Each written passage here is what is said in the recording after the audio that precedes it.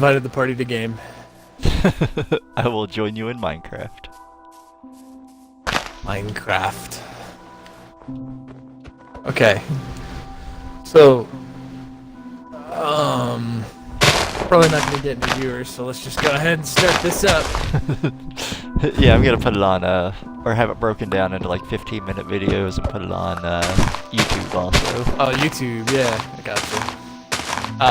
Alright, so, anything in particular that we were wanting to address?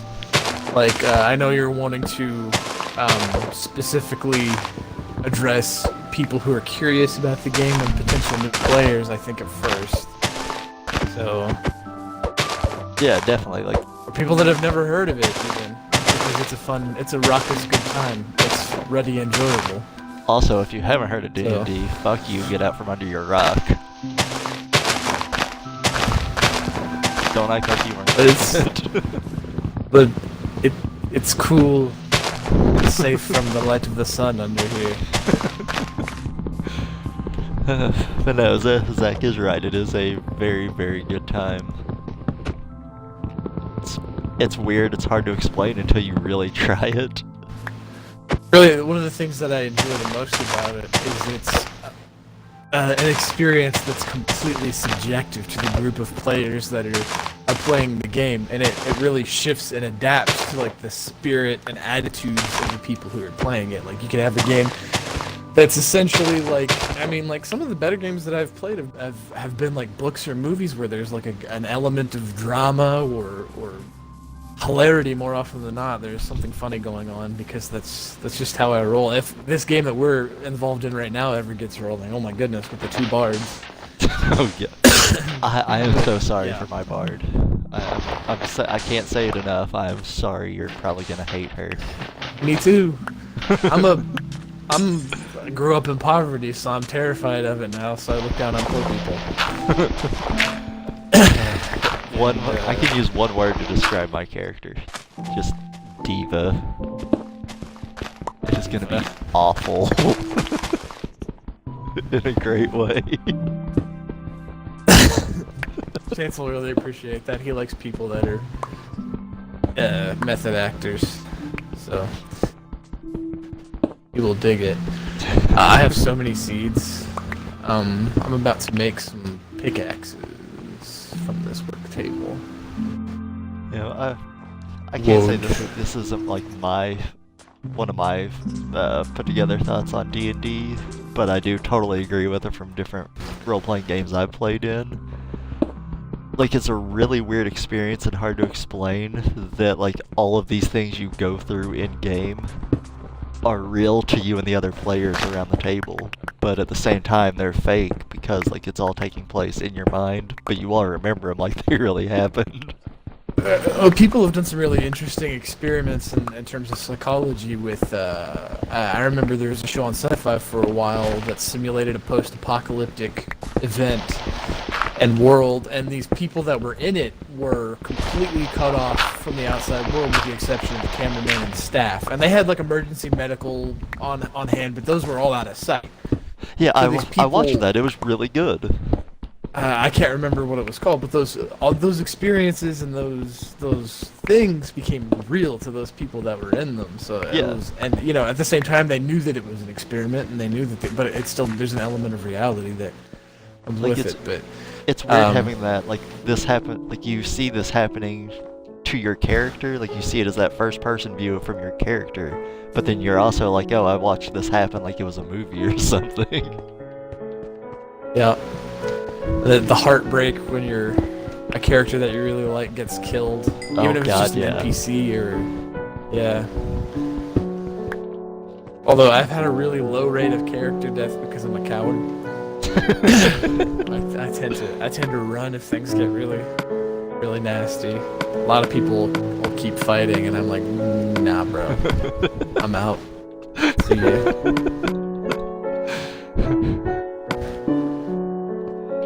So, like, how did you get your start in role-playing games and D&D specifically? my brother, well, me and my brother grew up playing a lot of RPGs on Nintendo, specifically, and games that were really fantasy oriented, like Castlevania or Dragon Warrior. Some of the old greats, and that kind of led my brother in high school into getting into role-playing games. And we started with the D6 Star Wars system, which I'm sure you're familiar with. Yeah, I never played it, but I do know of it. It's kind of a bear, but it was one of the first D6 systems that like really got popular, wasn't it? Yeah, it is. It was. My brother had some friends that were super into Star Wars, and they were kind of like nerds, and they weren't into D&D, but they wanted to play that Star Wars game, so we did. And my brother had this idea to kind of hybridize the two, because he started playing D&D with some guys from high school. And he let me play this character that was essentially like a Sith sorcerer that had tapped into the dark side to be able to cast spells from the D&D. Although he limited it to D6 spells because it was the only way it was going to fit. Yeah. But I could tap into the dark side of the Force in a unique way to cast spells, essentially. And I was like, okay, where are these coming from? These are some really good ideas. So eventually, me and my brother started playing these one-man games where he would run or I would run and he would play. Those are intense. That was just the two of us, Yeah, and awful, I might add. You need more than two people. Just throwing that out there. Yeah, I highly recommend but at we least started doing that. like 4 total. Like one person to run the game and then 3 players. Like especially just starting out. Yeah, 3 at the minimum. I mean, you might be able to do it with 3 people, like a DM and 2 players, but that if you want that to be fun, it'd be best to have all experienced players. Yeah, that's what I'm going through right now. If the DM wants to have any fun, he has to like weight those characters a little more heavily because they're not going to be able to fight a lot with just 2 people. Yeah. So if you really want to do some like dynamic encounters, you either got to wait for them to get really high level, or you have to give them really good items or let them roll really good stats. Like freaking Sam is just like, here, everybody have 20s and everything. Oh my god, I know. Like I have 3 18s. I've got 2 18s, 16, like really good stats. But okay, so we're covering the spirit of. Oh yeah. My brother, I forgot what I was talking about. My brother went away to college and he was living with my grandmother, and he got into some D&D groups in college. He made some friends that way, and long story short, when I would spend the summers there, I would go with him and we'd play real games of D&D, like 4 or 5 people. And I do that all summer, every year in high school, all summer. And it's a good summer. When I went out to live with them for a short while, for like 6 months, I got into DMing a lot more. I had done it before, but I really put a lot of work into it then because nobody else wanted to run. And I was like, well, I haven't done it lots, compared to other people in this group, so I'll do it. Turns out that I have a knack for it. So I ended up running like that whole period of 6 months, playing every week. I was running like almost every game. Consequently, I haven't gotten to play in a really long time. And then, we discovered Roll20.com, which, if there are any new players listening, that is an excellent resource if you're curious about the game and you really want to see, especially you want to get a look at the spell book or anything like that. You don't have the money for the books, or you don't feel like getting really in depth. You can do that, and there's lots of wiki sites that you can use too, to get a look at like the classes and races that are available. And one of the great things about the game also is you can customize things. You can make your own races, own classes, but you have to be really careful because they tend to turn out unbalanced and be game breaking when players do that a lot. So it can really hurt the fun of the game because it needs to be challenging. Yeah, that's usually my first rule. Anytime any new players like, what should I do in D&D, is have fun.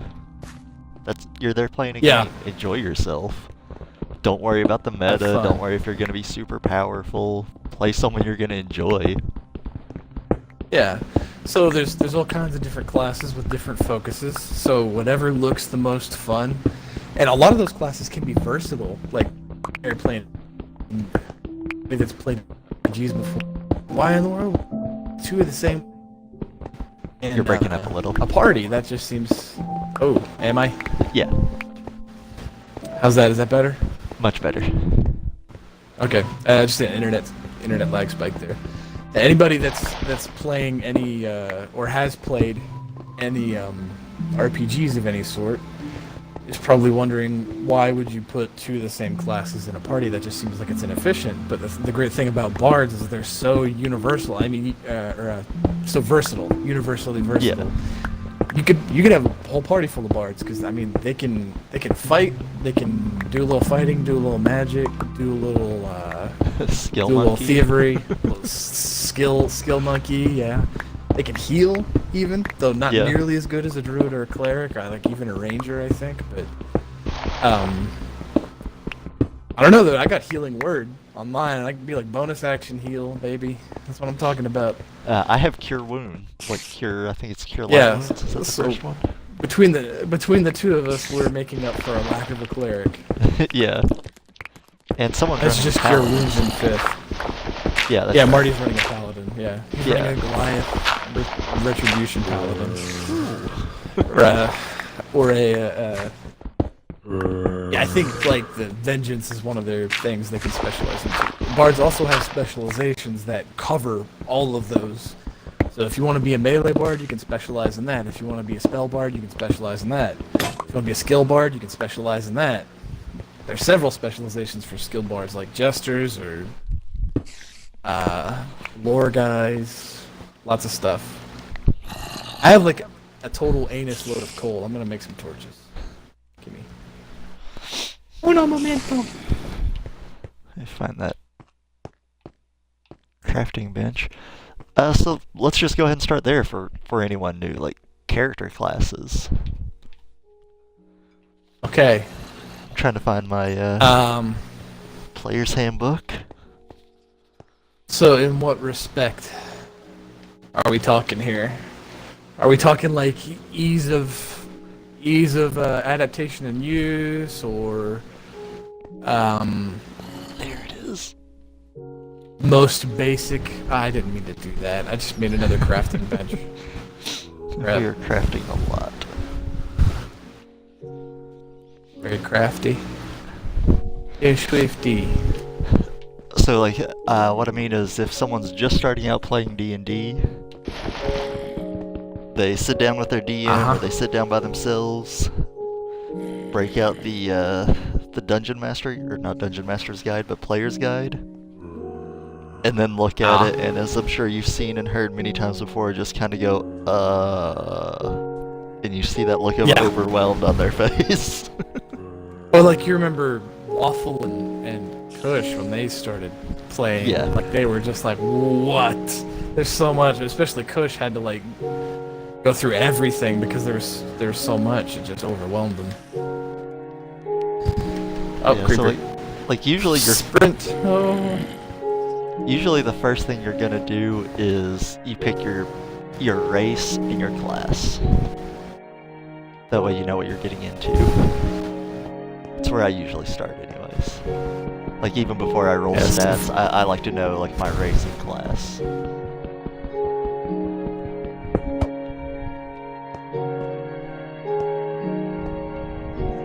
Well, it is important to DJ. I don't know where you are, but I'm finding all kinds of lava and stuff in this cave. I'm still up on that main section of cave.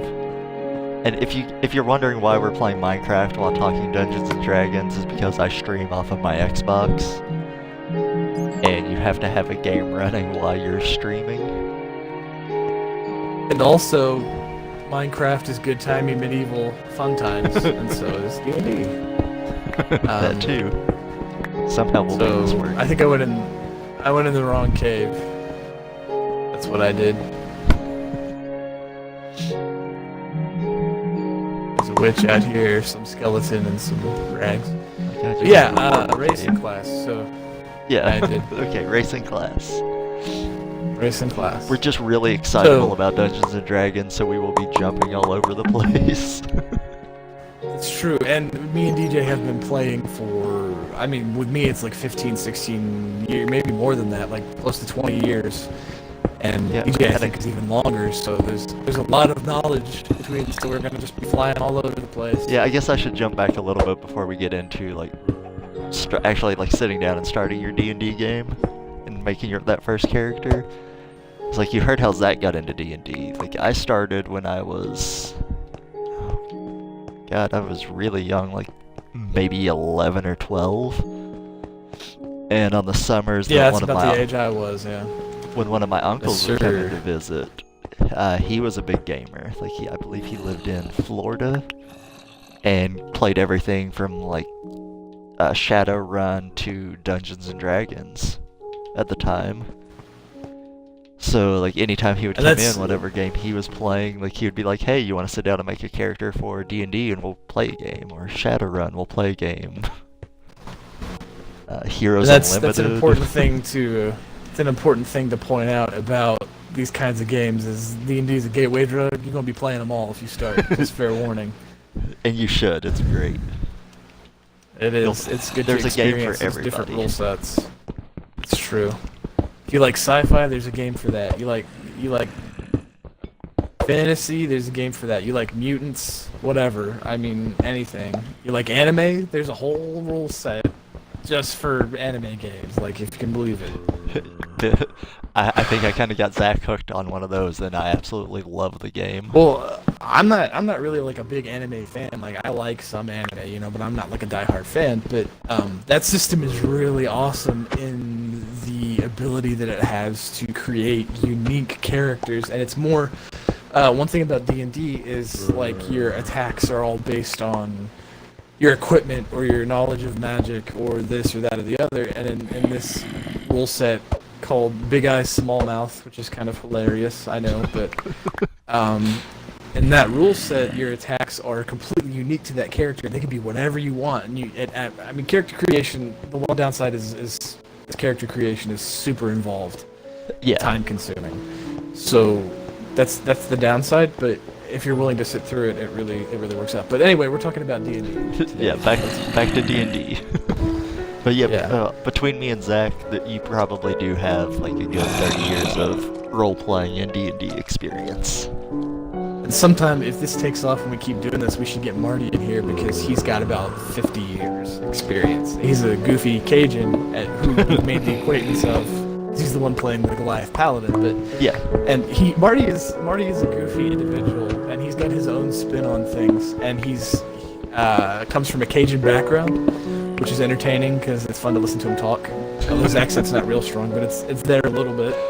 Yeah. But he's been playing for so long, and I mean, like me and him back when 3.5 was a big thing. Me and Marty and my brother used to play a lot of games together that were first edition AD&D or second edition because he liked those rule sets.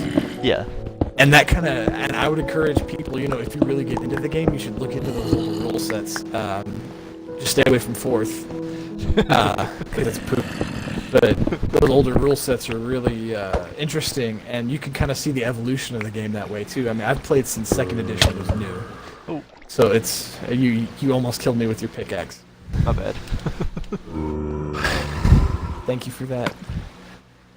Senpai! Alright, Okay, so back to sitting down to make that first character. Like your game is. Yeah, that's okay. You can cut this up to make sense later. It's alright. Okay. So you sit down with your DM. You're making that first character. My usual go-to is like I will usually pick my class even before my race unless I have a specific idea in mind of what I want to play, and then I'll see like what comes to me after that. And there's a couple approaches you can take. I mean, it depends because different people like different things. There's some people that like to role play more, and there are some people that like combat more. Yeah. And you know, it's important to try everything, but it's also important to like roll with the group and play the kind of characters that emphasize what you like. That's more important than anything. Yeah. And me and DJ, I feel like we're a good balance because combat is interesting. It's really well done. I mean, there's a lot of nail-biting moments in combat in D&D. We should give some examples of that later when we get into that more in depth, because I mean, like, some of those stories, dude, are crazy. But race and class, though, yeah. And so if you see a class that looks interesting, and you're overwhelmed by classes, and you look through the races, and I mean, you can pick whatever you like first and just go with it, because there's really no wrong race class combo, and anybody can be anything. It ain't like World of Warcraft or something where you are limited by race class restrictions. That's not the way it works. And I think that's a problem a lot of people have, is they have that mindset of, I'm gonna do this wrong. There's no way to do it wrong, trust me. I've made some real stinker characters that actually turned out being okay in the long run, because you kind of figure out a way to play them, even if, like, say you play a mage and you pick spells that you think are going to be awesome and they turn out just sucking. And some of the maybe they're terrible for combat or something, and you're getting into a lot of combat situations. So you can find creative ways to change that. Some of the best people I've ever played with have had amazing support mages that were able to turn the tide of combat just by being clever. Like doing something unconventional. Yeah. Cleverness is usually much more important than, like, raw power. Like, video games, you want that guy who does a lot of damage. Yeah. In, like, role-playing, like, tabletop role-playing. Yeah. You have to have some thought process. D&D, yeah, in D&D or other tabletop games, you want that guy that's real shifty, with them shifty eyes. That's clever, always thinking of stuff. One of my favorite D&D stories, again, it wasn't me or any of my friends, it's one I've seen on YouTube. One of the guys from Critical Role had never played D&D when they were starting. So as a joke, he asked their dungeon master, what's the worst racing class? And the DM was like, Gnome well, Bard, I remember. Yeah. Yeah, I remember, yeah. Not anymore. That being one of They've really changed names. He ended up being one of the, like, definitely fan favorite characters, but one of the most powerful characters in their campaign. Yep. It's all about how you play, not what you play. Exactly. So, for all you MMO players out there, you guys that are big into, like, fantasy games like Skyrim or whatever, and you want to give this a try, sky's the limit, dude. Sky is the limit. Imagination is what determines all that stuff. But anyway, race class. So, so pick a class first and then a race. It's probably a better idea to do that, because you can pick a race that complements the role that you want to fill with your class. I mean, there's lots of different roles, just like if you've played World of Warcraft or any MMOs or anything. I mean, you can have melee damage, range damage, support through, like, healing, or through, like, magical support with, like, crowd control, or I mean, you can have a social character that handles social interactions and isn't all that great in combat, which are a huge thing in D&D. Like, yeah, and necessary.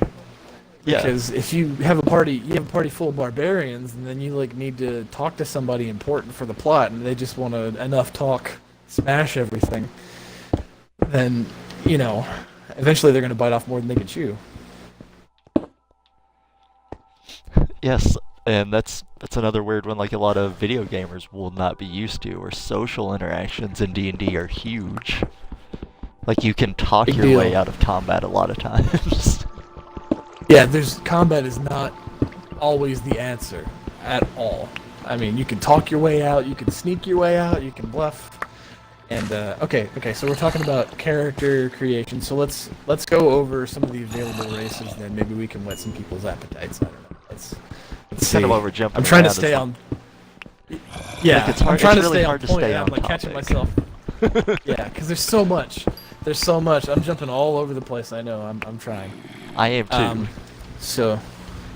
Okay, so we'll. Let's talk about available races. I still wish in the dungeon or player's guide that there was just a straight list of these are the races, these are their, like, stat bonuses and such. How they have with the classes. Yeah. Like, I think they need so that be kind more of chart for the concise. races. Yeah. Yeah. You can just throw it in with the description. Zomber, I've only got a half a heart. That's all you, baby. We need some food. I'm gonna go hunting. Anyway, yeah. So races.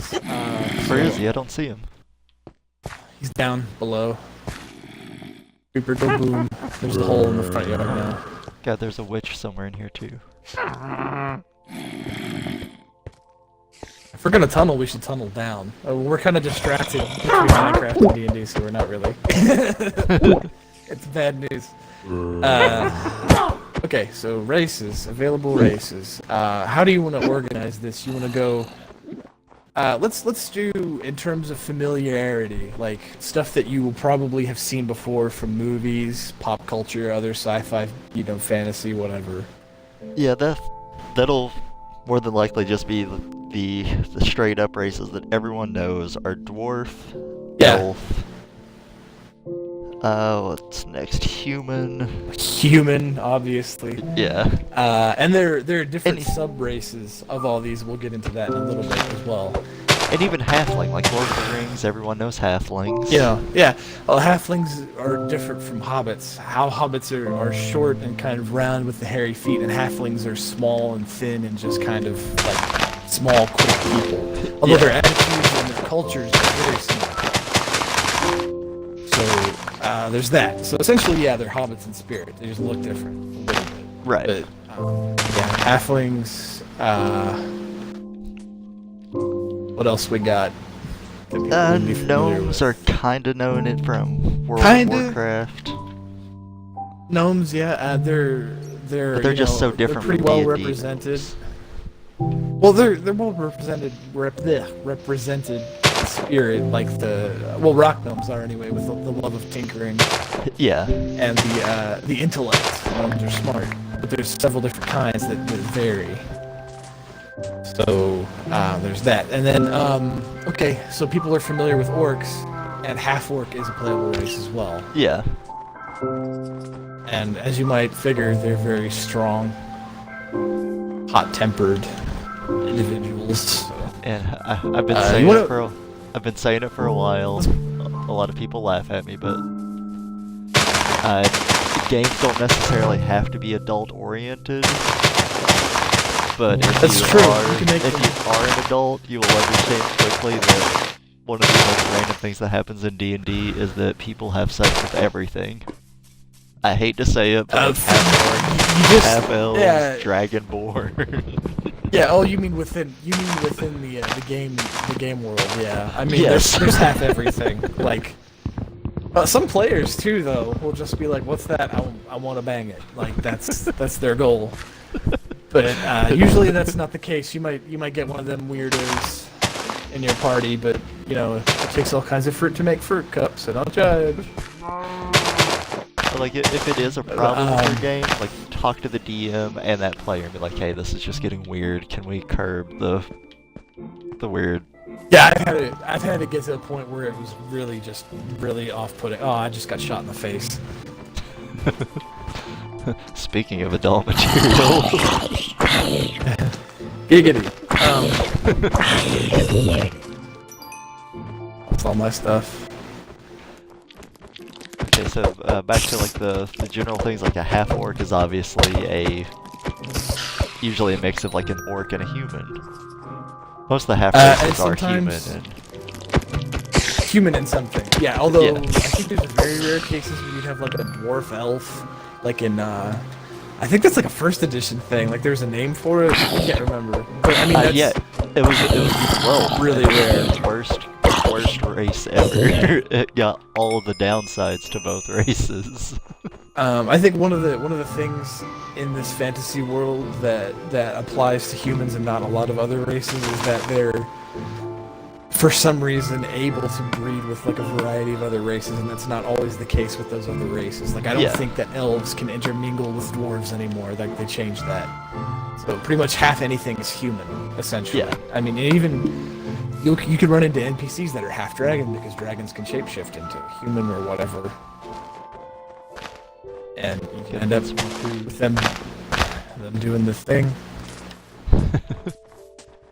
And I've got some chicken to cook.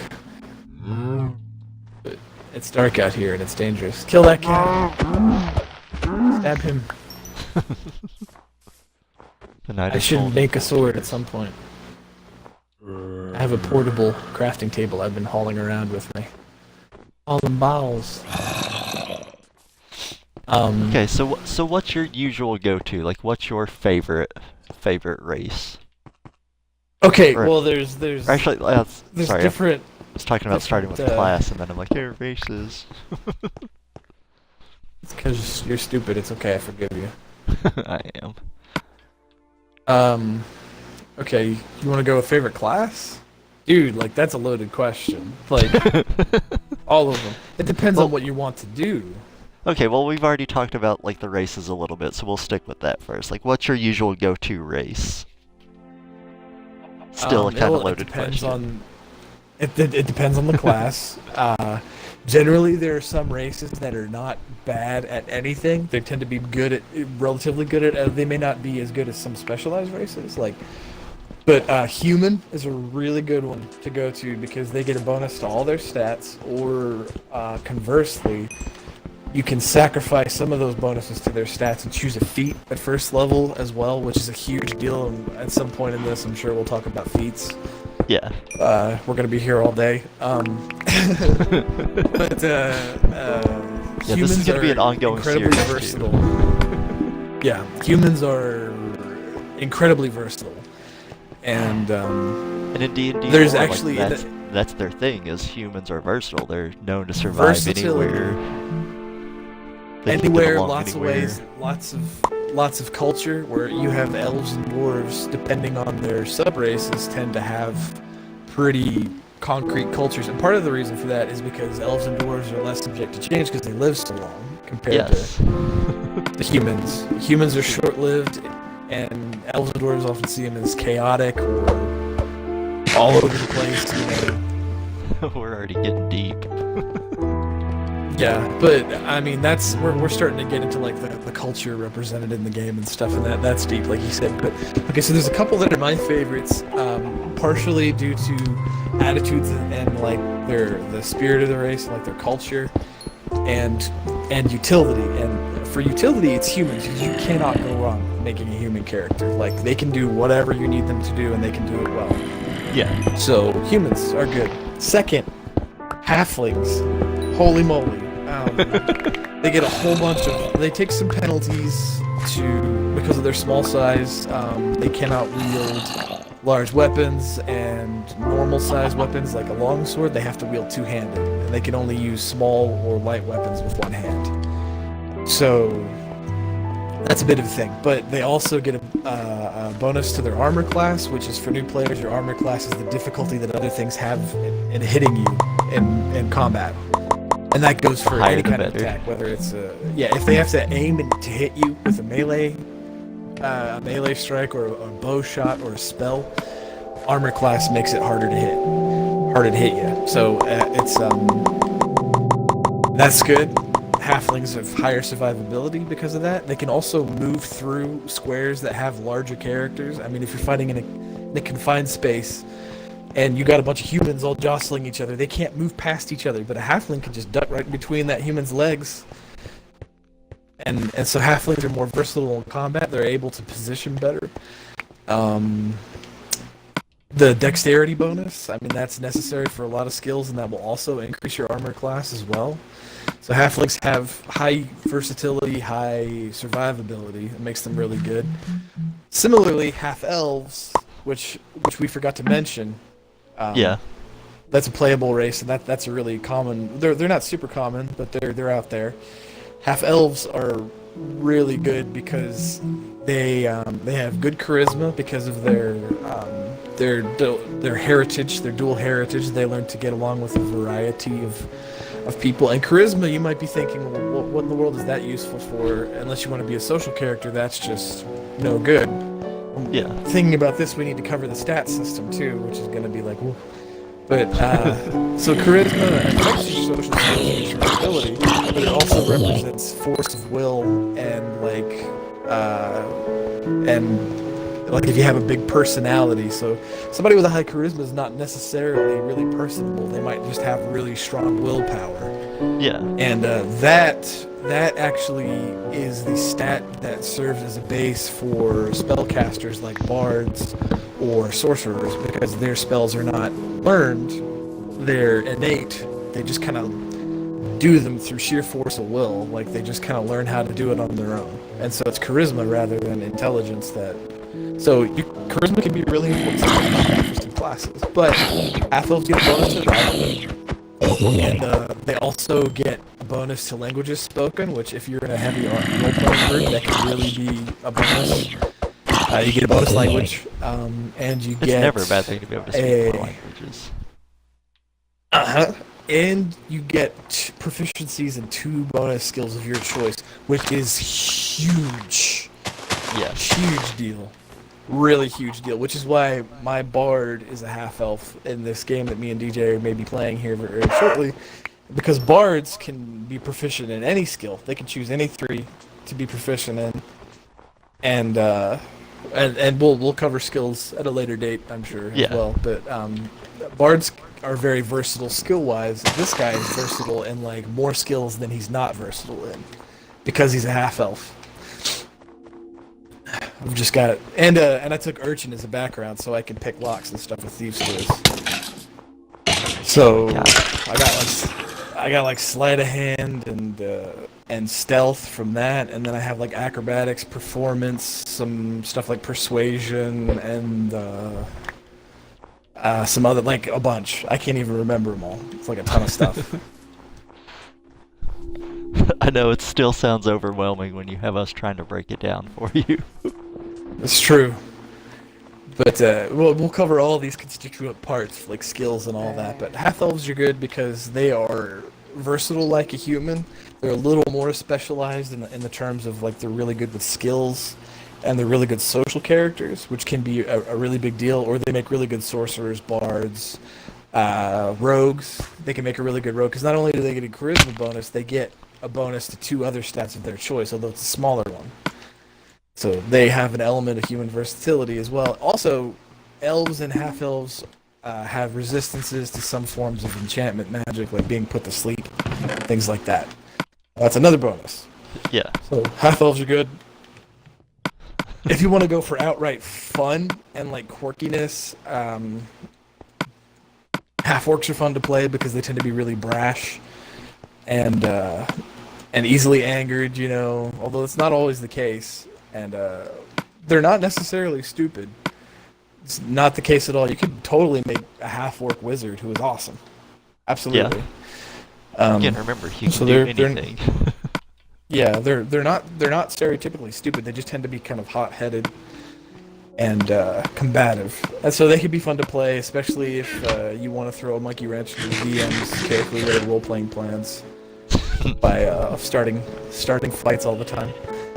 Really, they're all fun to play. I mean, the only ones that I haven't played one of the characters I had the most fun playing was a rock gnome tinker in 2nd edition AD&D, and that was like a lot of fun. A lot of fun because I played him as kind of like an absent-minded professor type. Yeah. And I was always getting into hijinks and causing issues with all my crazy inventions. I invented I had a sword that I carried that was like a sword cane, essentially, that was inside my staff. I could pull the top of the staff off and there was a sword in there. But I'd done something. It wasn't springs. It was like more magical in nature. Where I had done something with like the warping space effect of a bag of holding, and I had essentially attached like a 40-foot extendable blade to the tip of my staff. God. So I could like hit a button on the side, and it would shoot out and attack somebody like 40 feet away and retract, just like whoa. Like cool stuff like that. And when you get a good DM, they let you do all kinds of crazy bananas stuff like that. Although not too bananas or too crazy. I mean, there needs to be give and take. But, you know, good DMs are open to player creativity. You just cracked the hole into a cavern. Yeah, I did. There's a skeleton right there staring at us. Yeah, let's go back up. Up. Why don't we build outside by the water, like build a house out there during the day, and then we'll dig a tunnel down. Sounds good. This is sketch. Build a cobblestone house out there. I ain't trying to build pretty stuff right now. I just want to survive. Zach already kind of touched on one of my favorite races, the half-elf, just because it adds versatility to any of the classes you play because you get more skills, you get more languages, you get some really good stat bonuses. Yep. You're a sexy beast. Also that. But yeah, plus I'm big on having characters with at least decent charisma anyways because I like to talk a lot in game. We should also touch on the lesser known and unique races of the game, like tieflings. Conversely, Asimir, I think they got added in Xanathar's Guide to Everything recently. Yeah. I was actually just gonna say that because one of my favorite now is like I'm a big fan of the tieflings. With Tieflings, 5th edition. Goliaths, which are like half giants. Kind of, sort of. Essentially, they are, but they aren't. Like they're not half giants, but they got giant blood for sure. Yeah. So and then back to the player's guide, the lesser known ones. There's the Dragonborn, which is pretty cool. Which you may be thinking Skyrim, but it's really like a dragon person kind of thing. Like they look like a. I'm trying to think of a correlate that's like in pop culture that people may be familiar with, but I really can't. I mean, if anybody's read the Dragonlance books, they're like essentially in those. You know, which but, again, you guessed it, somewhere through your lineage, someone slept with a dragon. Pretty much, yeah. Well, I think the Dragonborn are separate, like they're dragon kin, and they're their own thing. But, they, you know, dragons and Dungeons and Dragons come in all different colors, which mean different things, and it's complex. But Dragonborn are likewise all different colors, different breath weapons. They don't just breathe fire; they can breathe cold, poison, acid. That's another. I would really like to play Dragonborn. Like to play a Dragonborn character because they are really interesting to me, but I've just never got around to it. I've played a Dragonborn Scald that was, I think he's silver, and his backstory was that he was gifted to a barbarian tribe that he was part of as an egg from some silver dragon that they had some sort of totemic relationship with. It was like symbiotic, and he was given to them as an egg to like be a guardian. He was special, and he had the feat from Unearthed Arcana where he had wings. He could fly. Yeah. And he's a silver dragonborn. I played him as kind of like a Scald because he was a barbarian bard, and he was all about combat and the glory of combat and the stories that came out of it. So after a big fight, I would like cut a trophy off of whatever we killed, and then I go to the nearest tavern and slam like these grisly, bloody ghoul head down on the table and start yelling about a story about the fight out to everybody in the tavern, whether they liked it or not, talking about glory and everything. That's just part of the culture he came from. Yeah. So, and that, you know, it got us some laughs. It got us kicked out of a couple taverns. But, which will happen a lot when you play fun. D&D. You will get kicked out of a lot of taverns. Especially if there's ruckus halflings involved. For some reason, people that like halflings like to be socially disruptive, like, not necessarily in terms of the party, but like society in general. Yeah, They're I've noticed mischievous. that too. They're mischievous, for sure. Halflings do have a reputation for being mischievous, so there's that. But, yeah, kill them animals. Get that meat. I'm gonna plant a farm here in a little while. I got enough seeds. I need to get that started. Yeah, we definitely need to get some bread going. I So I have guess enough. I guess that'll take us right into classes. Yes, sir. Right? So I guess we should start with like most basic conceptually. Like I guess the archetypal classes would be the easiest to really delve right into. And of course, you know, there's one that comes to mind whenever you think new player, DJ, and that class is. Yeah, I don't know why everyone guess? seems to hate this class, but when I think new player, I usually will recommend fighter. Boom! That's the most simple, basic class, unless you go Battle Master, and then it's like super complicated. But we should point out D&D 5th edition concerning classes at 3rd level or prior. Every class has the ability to specialize, like Yes. they choose a specialization. So even if you're a fighter, you could become an Eldritch Knight, which would give you access to evocation and abjuration spells, which are usually offensive and defensive spells, respectively. So you can mix it up, mix and match it. Conversely, Yeah, just because you're a rogues, fighter doesn't mean you don't get spells. yeah, rogues can become arcane tricksters, and they get enchantment and illusion spells. And they get that mage hand that can do like a whole bunch of extra stuff. Like you can pick somebody's pocket with mage hand, unlock locks with mage hand. And That's actually my it's huge. second go-to. When someone is like, "Oh, Yeah. I don't want to play just a fighter," I'm like, "Well, how about a rogue? Lots of skills, And- you get a lot of abilities." We Very- should again, touch very on party versatile. composition here shortly as well, because that can be important.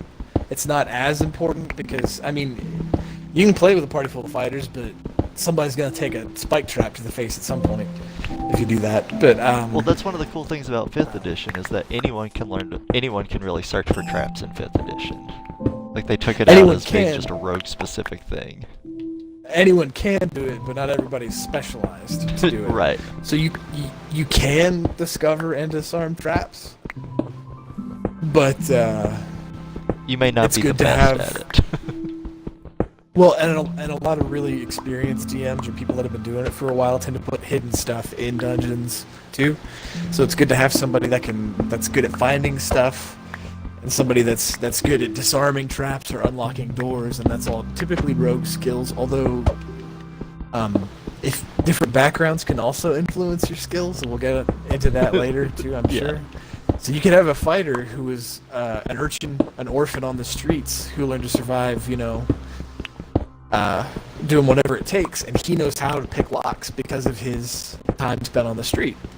So there's that. So it's not set in stone that you need a rogue to pick locks. I mean, you could have anybody do it, like DJ says. So rogue is a good one. Rogue is a really versatile class. I mean, they get sneak I attacks. actually They love can playing my backstab. rogue. Yeah, Like he was a very. it can be a class lot to of play. fun.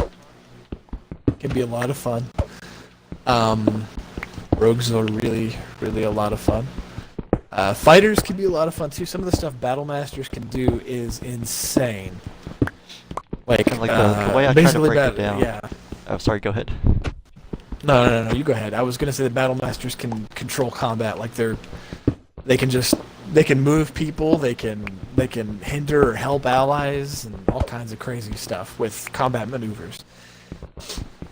Like I try to explain it because a lot of people know some of these terms from video games and like WoW and things like that. Like the fighter to me is more of you can usually play a fighter as a tank or a DPS, and then your rogue is, I wouldn't say DPS, but like they deal high damage. Like what's it It called? can be Paladin. it can be spotty though. Flankers. Flanker, yes. Yeah. Rogues are situational exploiters extraordinaire.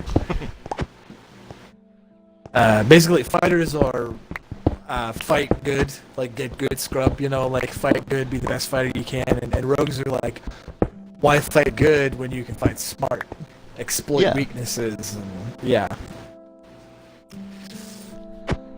Rogues tend to be sneaky, and they do bonus damage when they hit an enemy that is being flanked if they're doing the flanking. Or if they hit an enemy in the back, they can do a whole ton of bonus damage depending on their level. As they level up, they do increasing amounts of bonus damage to enemies that are not aware. And one of the specializations of the rogue is assassin, and you get some really scary stuff in that vein if you pick an assassin. Like the ability to sometimes outright kill an enemy if they're unaware of you, Yeah. and things like that. Assassin, a lot of arcane people- trickster, and thief, I think, are rogues get. But At least in older editions, I a lot lost- of people complained about thieves being weak. But they used but in the sneak second. I know attack- they were. But like third and fifth edition, they're one of the only races, or I mean one of the only classes that can almost kill any other first level character with one attack. Like they do massive That- amounts of damage. They do indeed. Ah. Shot by stray.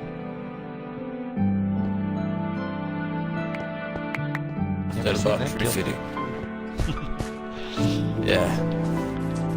Yeah, so fighter you have your usually they break down as just your general all-around fighting class. Like they have a martial class that focuses on combat.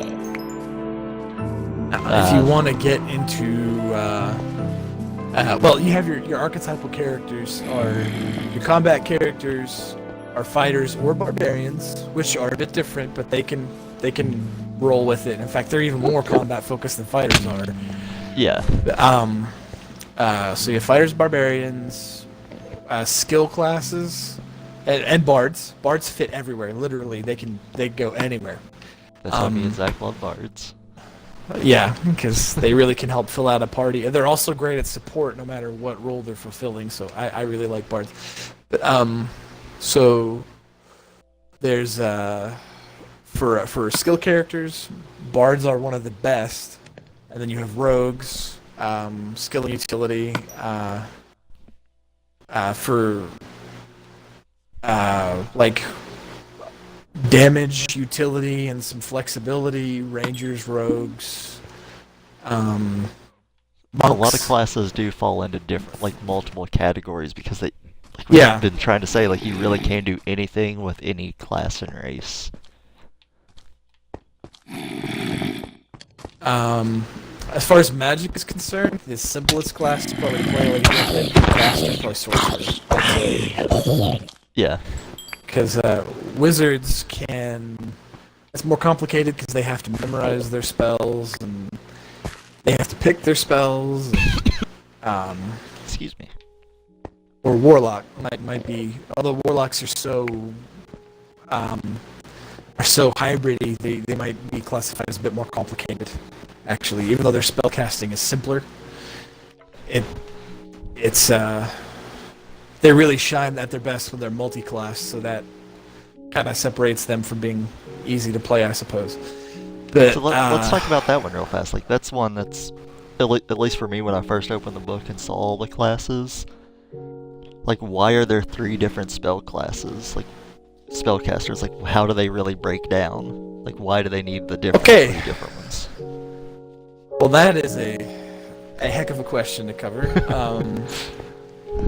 Okay, so, all right, let's talk about sorcerer first. Sorcerers are your predominant glass cannon characters. Like, they learn fewer spells than wizards.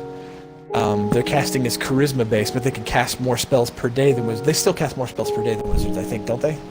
I believe so. I'm pretty sure. So they know fewer spells. They're less versatile, but they cast more spells per day. Their which big is one less is of an like issue now because most of their really good spells are cantrips. cantrips. Cantrips, yeah, cantrips are well, you can cast them unlimited times a day, and with a sorcerer, you can, end up doing your charisma modifier added to your damage with flame bolt, and then twin spell and cast 2 1d10 or like 2d10 plus 5 flame bolts. I mean, just wreck stuff with cantrips, like just obliterate it. Like that's what they're made for too. Is they wreck shit with low-level spells. Although high level, because they don't get access to a lot of high-level ones. Not a whole lot. I mean, you can bet your bippy that any sorcerer that gets access to magical spells is going to take Meteor Swarm for sure. That's all he needs. That's all he needs is Meteor Swarm. It's over. That's it. We need to make some beds and get away from all this violence outside. I know, it's crazy out there. I'm getting shot with this skeleton is lighting me up, and I'm like, no, feed the children's. Oh! I keep dying. Okay, so what's here, and like the description from the player's handbook for sorcerer is a spellcaster who draws on inherent magic from a gift or bloodline. Okay, yeah, so the things that separate sorcerers from wizards is wizards gain magic through study and intellect, and sorcerers, well, you just heard, it's innate. or they have an ancestor that's a dragon or a genie or some other elemental deity like that. And there's two different kinds of sorcerers, one of which might be my favorite class to play for giggles in the entire game, and that's wild mages. For obvious reasons, because man, these skeletons are harshing my buzz. And the wild mage, like their thing is they're just naturally tapped into the raw primal force of magic, which makes it harder for them to control it because it's constantly bursting forth from their body. So, depending on a specific die roll, when they cast a spell or a cantrip, sometimes stuff. I mean, in the past, I've had wild mages go to cast magic missile, and oh, you got blown up. I've had wild mages go to cast magic missile and shoot a stream of butterflies out of their hands by accident.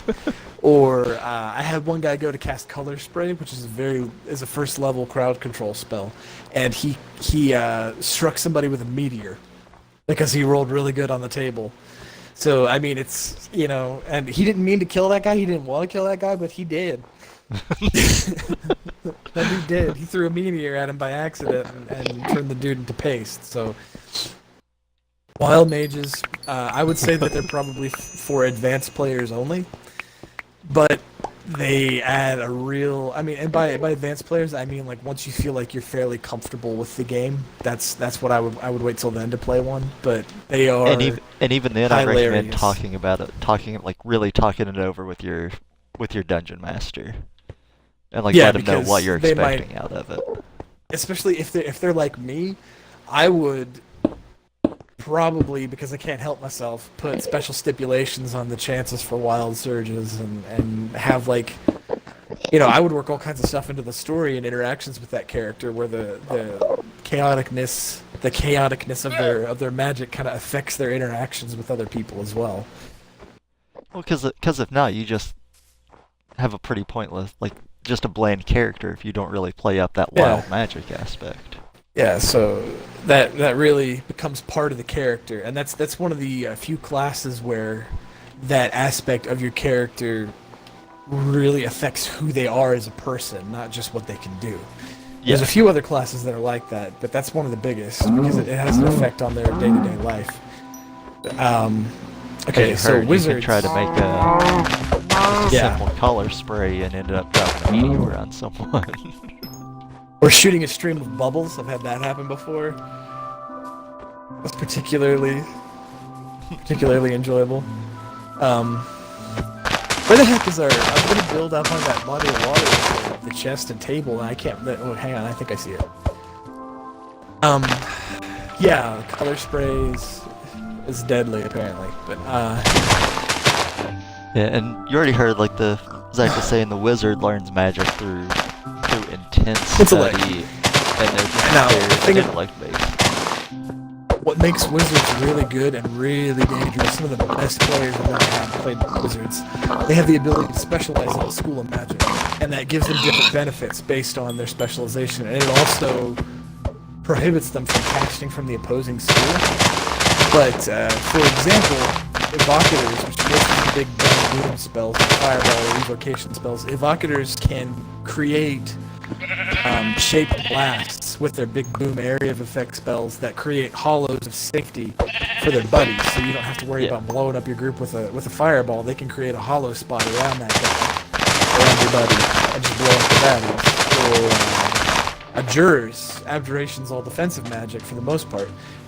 Abjurers, an abjuration spell, gain a damage shield that absorbs damage, and that can be a really good thing if you wanted to multi-class into fighter and become an Eldritch Knight and then be a wizard abjurer. You've got a heck of a tank who can cast defensive spells and give himself a damage shield all the time. Take hits for everybody like crazy. Which is huge. It's a big deal, yeah. So there's lots of ways that wizards are much more flexible and much better for multi-classing, and if a wizard knows exactly what he's about to go up against and can prepare, is huge, because wizards can scribe spells. They can take a scroll of a spell they don't know, and they can learn it. Yeah. So wizards can have a huge repertoire of spells, huge, and whereas bards and sorcerers can only learn them innately. They only learn them through practice and raw talent. Wizards can have an enormous repertoire of spells, and they can just, if they know what they're going up against and they know what they need already, they can just completely dominate, just annihilate everything easily. So they're good, real good for sure. And then there's the third magic class, Warlocks. the Warlock. Which is, so really you have like we've covered this descending scale of flexibility because you have sorcerers which are the most rigid and most specialized and the best in their one role, and then wizards which are more flexible and have some real opportunities for shining multi-class, and then warlocks who really I would argue are only at their best when they multi-class. Like that class multi-class can be super nasty. yeah. Warlocks gain their magic from a patron, like they have a bond of some type with a supernatural entity, whether it be some sort of fiend or a lord of the Feywilds, like and I don't know. I'm trying to think of an example that would be easily graspable. Well known. Yeah, okay, well think of like Lord of the Rings. You have an orc in some of the video games that can cast offensive spells. They're tapping into Sauron's power to get their own power, and that's a good example of a D&D warlock. They're being granted that magical power by that patron. So they have and those relationships can be like near worship. They can be antagonistic, where that person does not want to be bound to that thing, but the power is too good to pass up on. Yeah, I mean, another good example that is another. Final Fantasy 15.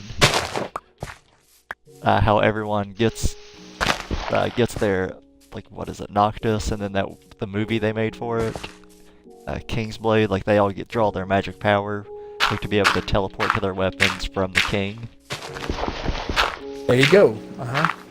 It's somebody who draws power from something else. Absolutely. And where the heck is the chest and table out here? I'm dying. It's back over towards the mountain. I just moved away from it because it was so dangerous. Sorry I'm coughing so much. To your right, like straight ahead from me, where that tree is, floating in air.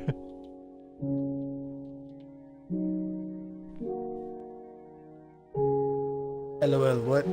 I don't... Up, like straight ahead from me, towards the snow, where that tree is half chopped down. The one that's floating in air up here.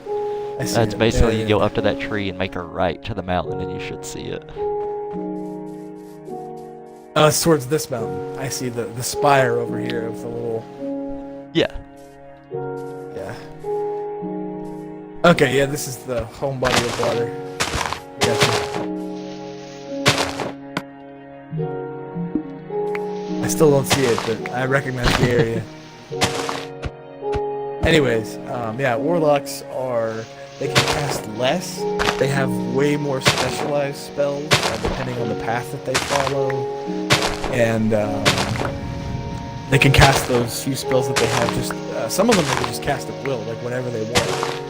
So you have warlocks being able to cast like low-level and utility spells with way more than sorcerers or wizards. And they can cast really big, useful spells, some. And warlocks, on their own, without multi-classing, can actually go into melee. They can become a melee warlock, or a straight spell warlock, or a pet warlock. I mean, and there's lots of different ways that you can go. And that makes them, since they're able to cover so many branches on their own, they are super useful for multi-classing. And not only that, they can cast more spells if they multi-class. Yeah. Which is the big reason why I think they really shine. Yeah. That's the big reason. Okay, I'm putting a new one out by the floating tree. I'm putting new chests in. I can't. We're gonna build right here on this little platform.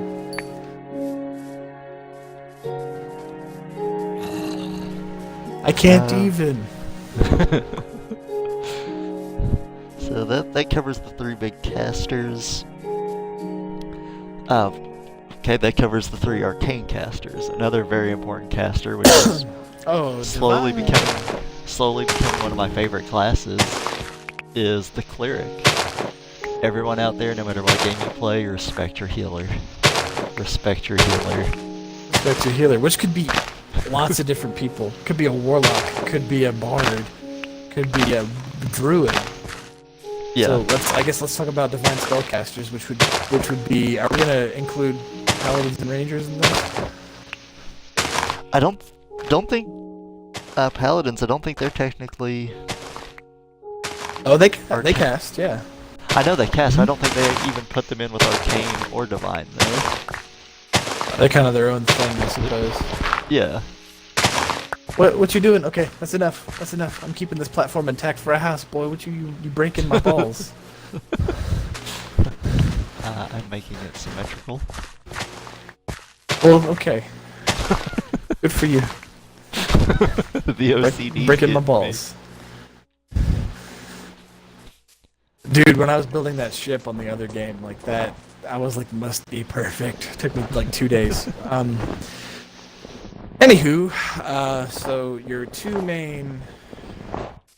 You know what I really miss out of the divine spellcasters is the spirit shaman too, but maybe they'll bring him back.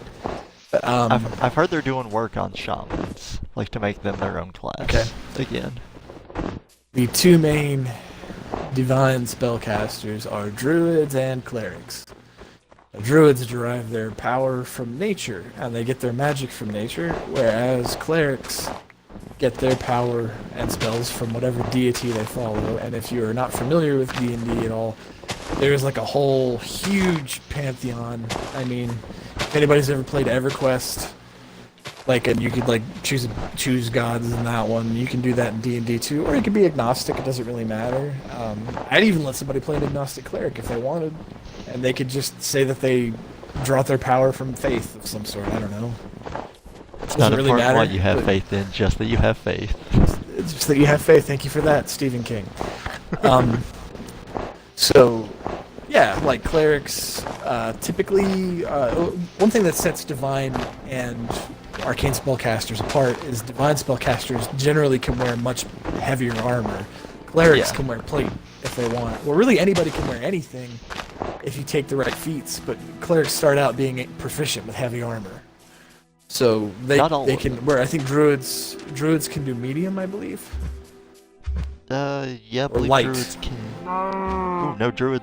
Yeah, they are light and medium, as long as it's not. But they can't wear. Yeah, They can't can't wear wear any armor metal. that has metal in it, because it's not very green, y'all. But Save the environment. so clerics, depending on their specialization, can do lots of stuff. They can do support. They can do outright damage with spells. You can make a battle cleric. You can make a straight healer. Contrary to popular belief, like a battle cleric can get pretty nasty. Yeah. I don't know if you remember when War Priest was a thing. Ooh. Yeah. They were scary. Yeah, they were scary. So clerics generally are the best at healing, especially if they take light or life as a domain. And cleric domains are like their areas of magical influence, like the areas where whatever they worship have power. So somebody who Lathander's a really good example. He's kind of like the goody-goody, love everybody, light in life kind of dude. And the cleric who follows Lathander would thereby be really good at like banishing undead and healing. Yeah. So, and that's another feature that you should point out is that clerics have a lot of control over undead. They're able to turn undead, which anybody that's seen like a vampire recoil from a cross that somebody's holding, that's exactly what that is. Only they can do it to any kind of undead. And that implies all kinds of combat penalties, or can even outright just destroy them. Yeah, like when they get higher level, they just outright destroy undead. Like low level undead minions. Like a 15th level cleric that runs into a pack of ghouls can just hold up his holy symbol and they're all poof, they're ashes. Hate to keep referencing the other show, but like again, I'm a big Critical Role fan, and their cleric was like they were fighting a horde of zombies, like an entire village cemetery was turned into zombies. So like there are thousands of zombies pouring through town, and she's just running through, turning undead, getting amazing rolls on everything, and it's just like cutting swaths through this horde of the undead as she's just running through, destroying. Putting in that work. Paladins, it's worth mentioning that paladins can also turn undead. Run! Oh god, he's got armor. We're surrounded. That's a that's something different. They slow you when they hit you with arrows. There's one on your flank. Why did they have to put new scary monsters in? Hit in the hole. Block it up. Block up that hole.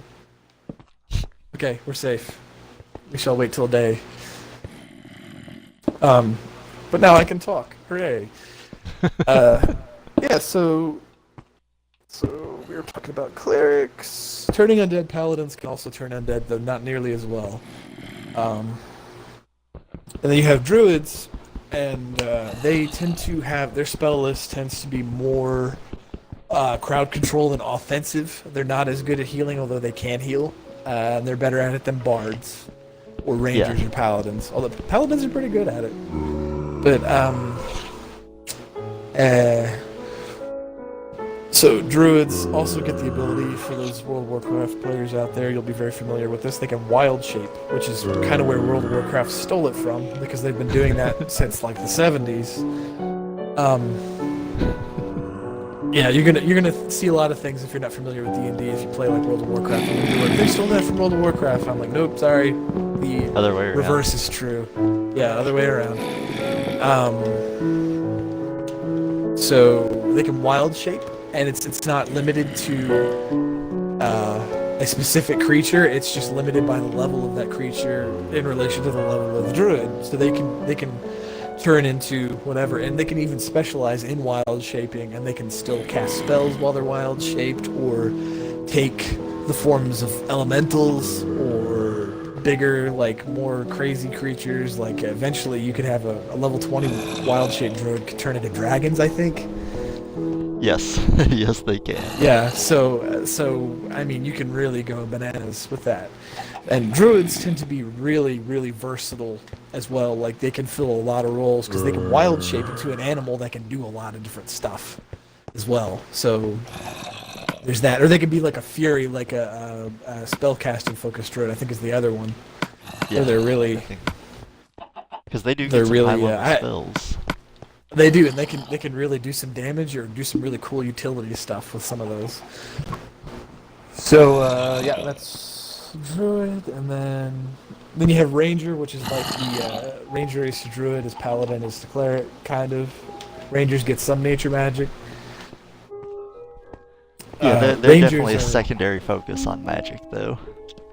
Yeah, they're probably as good at just straight up fighting as fighters are, and fighters are more like they can take hits better, and they can control the flow of combat better. But if you want like raw damage output, rangers are just as good, if not maybe better. Especially rangers tend to focus on melee combat, ranged combat. A lot of rangers are really good with bows, obviously. Or the third option is they can focus on animal companions. Like so for those of you who have played World of Warcraft, I really hate to keep referencing that game, but it royally ripped off D&D like a ton. But hunters from D&D are the perfect example, or hunters from World of Warcraft, excuse me, are the perfect example. That's a ranger, essentially, only with a little bit more magic, and I think there's a melee spec for hunters in WoW now, so even more so, they're ripping off D&D. But leave that one open so we can tell when it's daylight. I'm actually opening up another one too. Make it easier to see. Rangers are really good. They get a favorite enemy that they know all about, and they get combat bonuses against favorite enemies, and they're like a fighter with a bit of flexibility, and that's one of my favorite classes actually. If I'm going for like raw muscle, Rangers are one of my favorites. Yeah. I put the like I have a weird set for it. Like I can't really put them into any other class because they do have some weird versatility. Is the ranger and paladin and monk actually? Yeah, monk is weird too.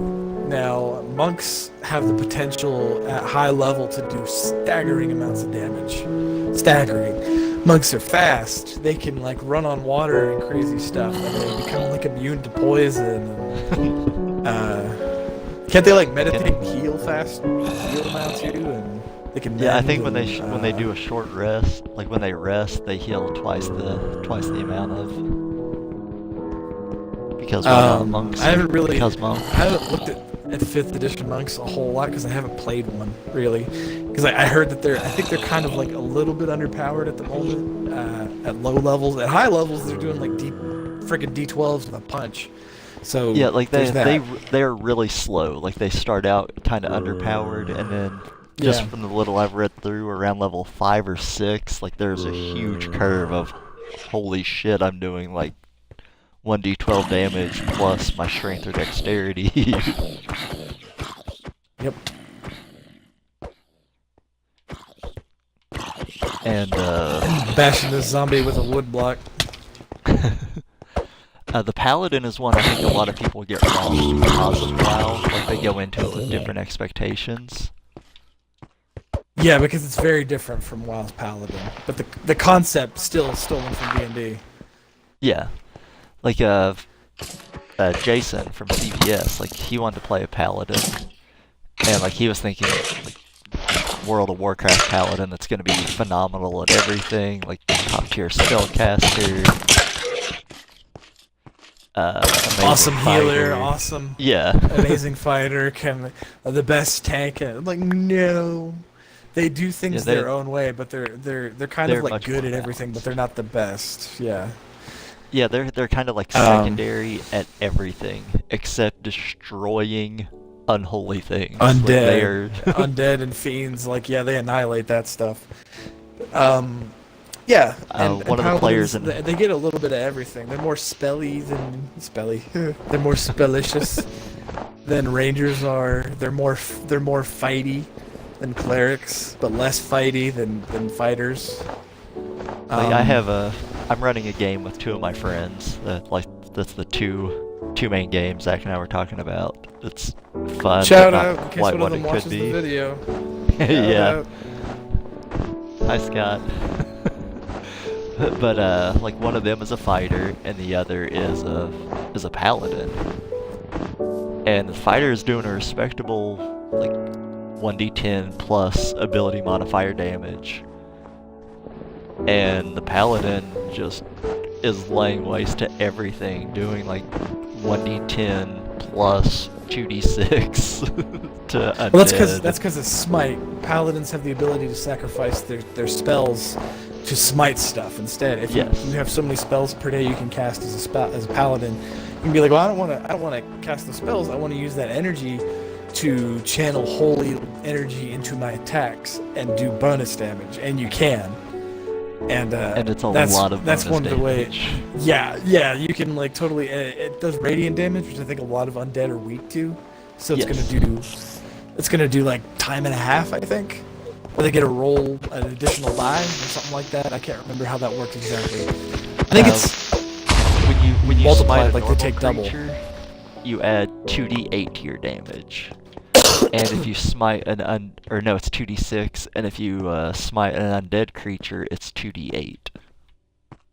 I see, yeah, so yeah, she's gonna, she burns one spell slot to smite an undead creature, does a d10 and 2d8 plus whatever her strength is, Ouch. And this is that's going to end up being upwards of 20-30 damage potentially, and most creatures in D&D, like, hit points are it's not like World of Warcraft where you're hitting for hundreds of thousands of damage. That doesn't happen, or millions even now. At first level, most characters, and if you're not familiar with the dice used in D&D, they can use, six-sided dice are the kind that you traditionally see in lots of board games like Monopoly.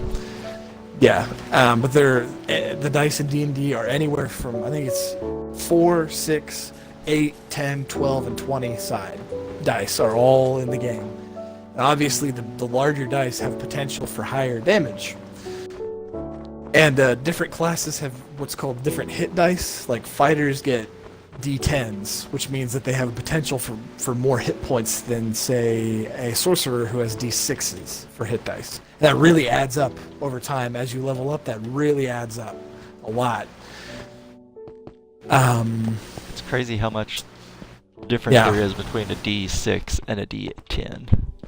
Like, it doesn't sound like almost a huge 50%. difference. Yeah. Almost 50%, you know. And that's just the potential. The potential when your for teachers are those telling points, you that math is... I'm sorry. We're all that's alright. You interrupt. You can interrupt me. I don't care. I'll kill you when in your sleep. teachers, any of your teachers are telling you that like math is going to be important in life, they meant it's going to be important when you start playing Dungeons and Dragons. Maths. Honestly, I feel like I've had more practical application of math from D&D than like anything else in my life. Me too. Yeah, and yeah. So we'll have to cover like die rolls. We still haven't talked about stats. I think we should probably go there next. So we'll kind of finish up this little overview of classes with like what's your go-to class? Probably. I mean, obviously Bard, so it's Bard. Bard. And what? Yeah. I'm like Bard because they're just the most fun to play. But for me anyway. But well, it depends on what you want to do. I don't tend to play fighters very much because they're really not this way. But I tend to like see them as vanilla because they used to be really vanilla and really kind of boring to play. But they're not anymore. It's important. And I've actually been wanting to play a Battle Master to get into that, really dig into all the crazy stuff that they can do. But, I was actually thinking of multi-classing my rogue, doing the rogue multi-class into a Battle Master. That way I could sneak attack and like disarm people and trip. Yeah, and the rogue bonus action to like dash and all that and disengage. Yeah. You'd have so much combat utility and like control of combat. It'd be insane. Nobody be able to hit you because you're constantly moving out of their range. Yeah, so Bard probably.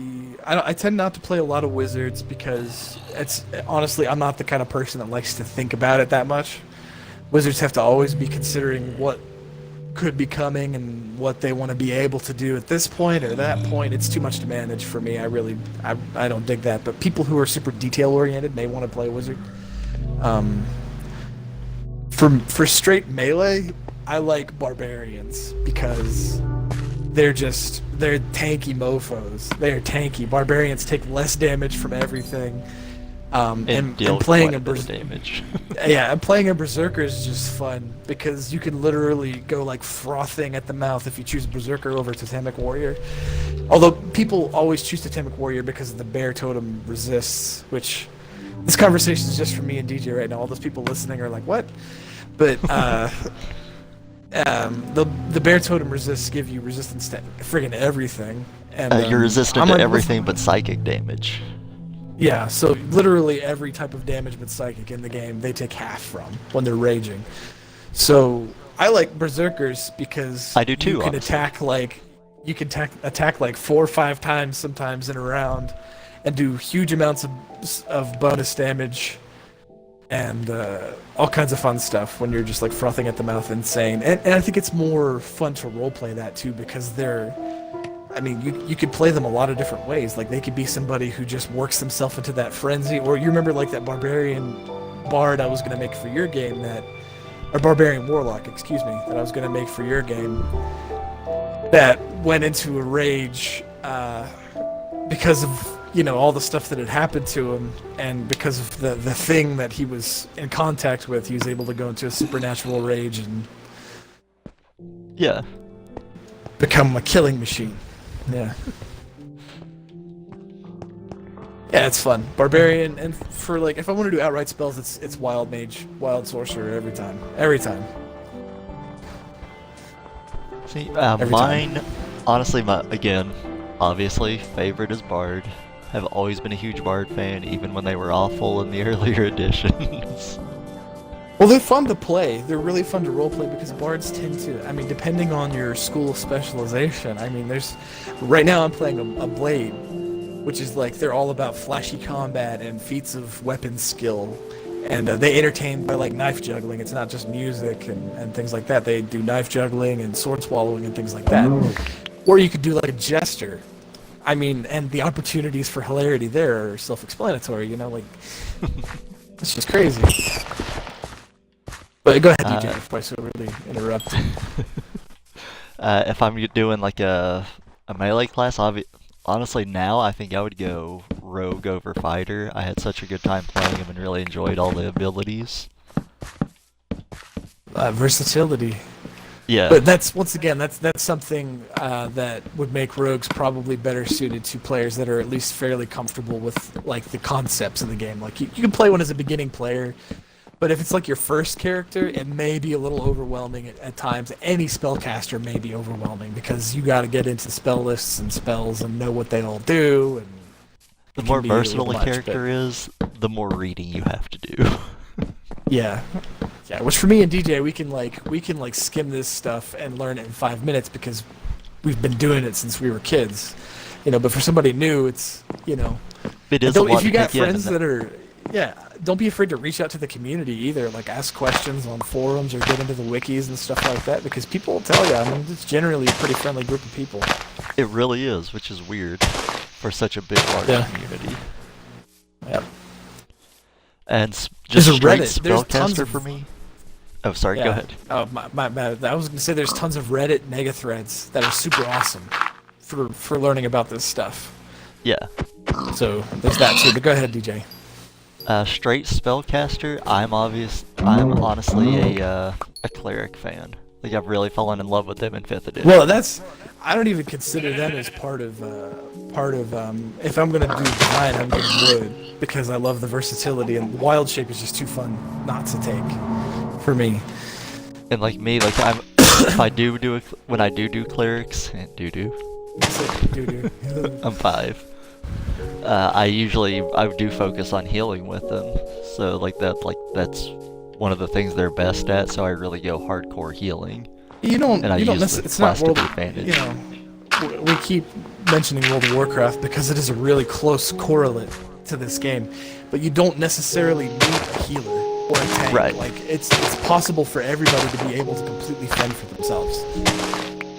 Although in beginning games, if you're a DM and you're starting a game with new players, you may want to encourage them to pick classes that work together, that are thematically fill different roles, because they're not gonna be able to think outside the box as well, because they don't know the rules and everything with the game as well. Back in the cave, there's another one of those skeletons. Strays. I need wood, but it ain't gonna do me any good if we died and where are all the trees? Oh my god. I'm too hungry to sprint, DJ. I've got food in here. Bring your fat ass to me. I'm trying. That's what she said. Block it off as soon as I pass. Block that shit off.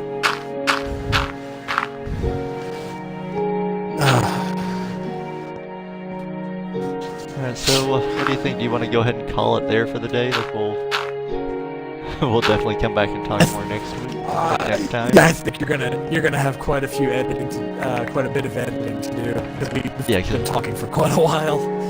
So, 88 minutes. So let's cover. You're gonna be able to split this into like 2 15-minute blocks on YouTube. I bet you'd really get a good half hour out of this or more. So let's go over what we want to maybe cover next time. So stats, cover the stats and the way they work and how they affect your stats and skills. Let's say stats and skills. Yeah, stats and skills will probably be the next one. We'll start with that, and we'll meander all over the place, I'm sure. with lots of anecdotes and gibberish. should mention, if many people, if we get many views, or if anybody's interested, I'm sure DJ is gonna post this on Zach, here's some the food. Facebook page and everything. But we're considering having a new player on at some point, and we can help them through the process of character creation. Excuse me. Yes. So If that's you're something to be interested in thinking about as well. If you've ever been interested and you see this video, me and Zach love Dungeons and Dragons. Send us a message comment on the video, send us a message wherever. We will answer any questions you have. We'll definitely reach out and because we're trying to get famous. I need to get a lot of money without doing a lot of work because I'm lazy. It's a disease. So I'm doing that. it just to further Dungeons and Dragons. I love this Also community. also that. I think more people do need to play, but also give me your monies. I'm just kidding. But seriously, do. Yeah. Alright, So there's that. But we will see you all next time. hooray!